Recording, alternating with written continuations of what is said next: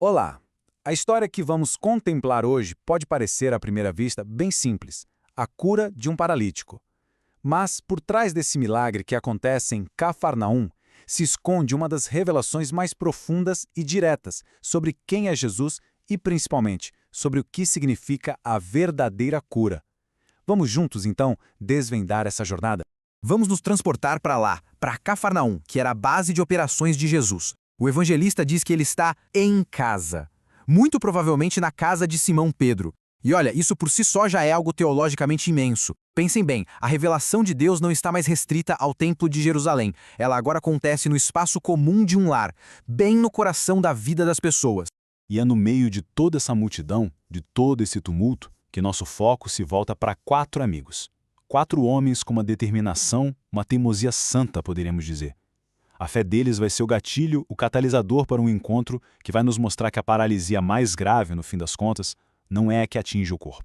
Vamos começar por aí então, por essa fé que abre caminhos, porque o primeiro ato desta história, a primeira cena, pertence inteiramente a esses 4 homens, e a fé intercessora e absolutamente obstinada que eles demonstram. Vamos tentar imaginar o esforço. Eles carregam um amigo numa maca, chegam na casa, encontram a porta completamente bloqueada pela multidão e eles não desistem. O que eles fazem? Sobem ao teto, que naquela época, é bom lembrar, era um teto plano, feito de barro e palha, e eles literalmente cavam uma passagem. É um ato de fé que é físico, que é desesperado e, ao mesmo tempo, incrivelmente criativo. E aqui está um detalhe crucial que o evangelista Marcos faz questão de sublinhar. Jesus não reage à fé de um homem só, isolado. O texto diz que ele age vendo a fé deles, a fé do grupo. Fica muito claro que é a fé comunitária, a fé que se compadece e carrega o outro, que verdadeiramente move o coração de Deus. Santo Ambrósio, um dos grandes doutores da Igreja, capta essa verdade de uma forma perfeita. Às vezes, a paralisia da alma é tão grande que a pessoa simplesmente não consegue se mover sozinha.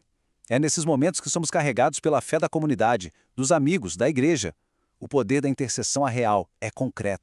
E essa fé tão audaciosa, tão insistente, provoca uma resposta completamente inesperada de Jesus.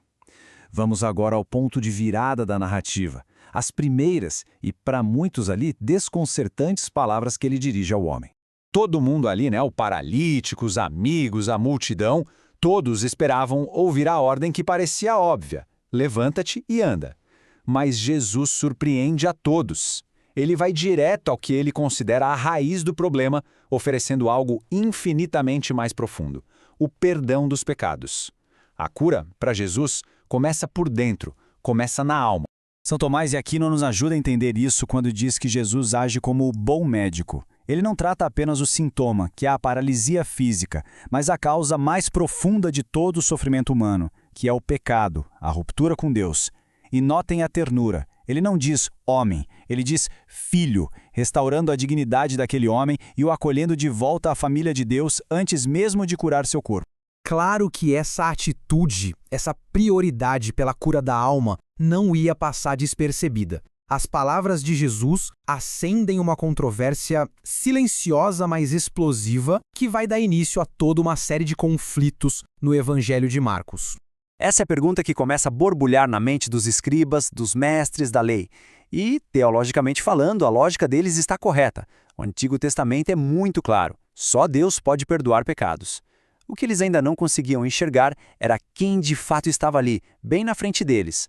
Para os escribas, a conclusão é lógica e, ao mesmo tempo, terrível.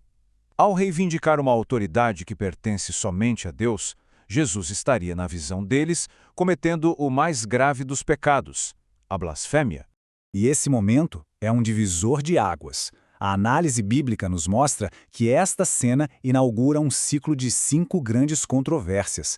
A oposição a Jesus, que aqui começa como um pensamento no coração dos escribas, vai crescer, vai se exteriorizar até se transformar num plano explícito para destruí-lo. E aqui está a grande ironia da passagem, uma ironia que Marcos constrói com maestria. Ele usa a própria acusação dos escribas para revelar a identidade de Jesus. Eles pensam, só Deus pode fazer isso. E o que a narrativa nos mostra? Jesus fazendo exatamente isso. A acusação de blasfêmia se transforma, para quem lê com fé, na mais clara afirmação da sua divindade. Jesus, percebendo o que eles estavam pensando, não recua. Muito pelo contrário. Ele vai resolver o conflito demonstrando a sua autoridade de uma forma que ninguém, absolutamente ninguém, poderia negar. A lógica de Jesus é brilhante. Ele pergunta: o que é mais fácil? Ora, dizer seus pecados estão perdoados é fácil, porque é uma ação invisível, não pode ser verificada por ninguém. Mas ordenar uma cura física é extremamente arriscado. Se nada acontecer, a autoridade de quem falou é publicamente destruída.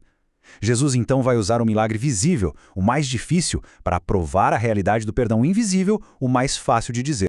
E é aqui, pela primeira vez em Marcos, que Jesus usa seu título preferido, Filho do Homem. Com esse título, Jesus reivindica uma autoridade que é divina, mas uma autoridade que é exercida na Terra, aqui e agora, na nossa história.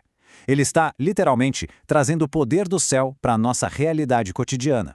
E assim, chegamos ao desfecho, onde vemos como os fios da cura física e da cura espiritual finalmente se unem, revelando a visão completa da salvação que Cristo veio nos oferecer.